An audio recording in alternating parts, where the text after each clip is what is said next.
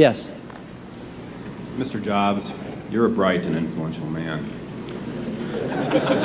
Here it comes. It's sad and clear that on several counts you've discussed, you don't know what you're talking about. I would like, for example, for you to express in clear terms how, say, Java, in any of its incarnations, addresses the ideas embodied in OpenDoc. And when you're finished with that, perhaps you could tell us what you personally have been doing for the last 7 years.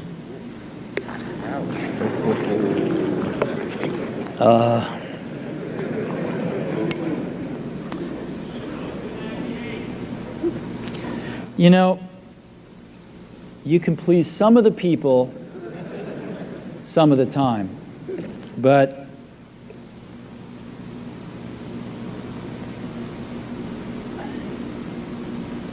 one of the hardest things when you're trying to affect change is that people like this gentleman are right in some areas. I'm sure that there are some things OpenDoc does, probably even more that I'm not familiar with, that nothing else out there does. And I'm sure that you can make some demos, maybe a small commercial app that demonstrates those things. The hardest thing is, how does that fit in to a cohesive, larger vision that's going to allow you to sell $8 billion, $10 billion of product a year? And one of the things I've always found is that you've got to start with the customer experience and work backwards to the technology. You can't start with the technology and try to figure out where you're going to try to sell it. And I've made this mistake probably more than anybody else in this room. And I've got the scar tissue to prove it. And I know that it's the case. And as we have tried to come up with a strategy and a vision for Apple, it started with what incredible benefits can we give to the customer? Where can we take the customer?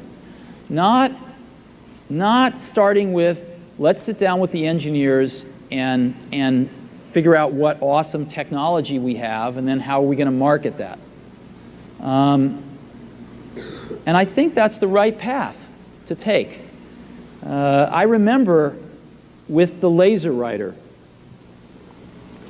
we built the world's first small laser printer, as you know, and there was awesome technology in that box. We had the first Canon cheap laser printing engine in the world, in the United States here at Apple.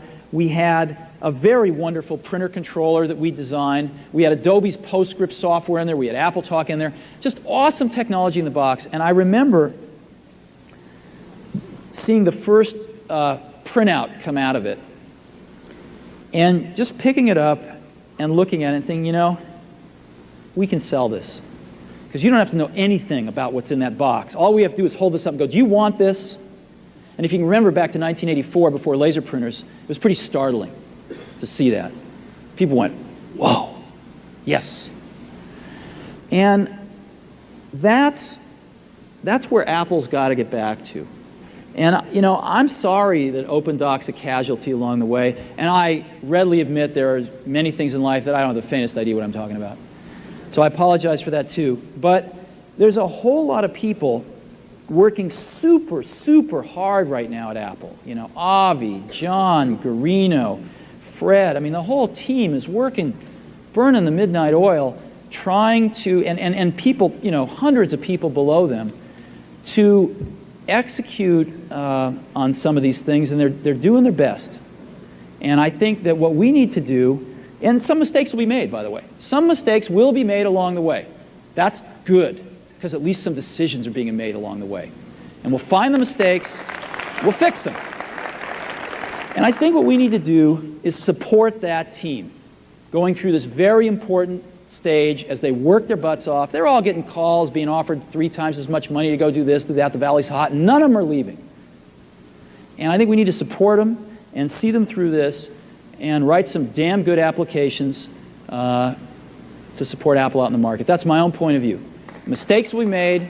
Some people will be pissed off. Some people will not know what they're talking about.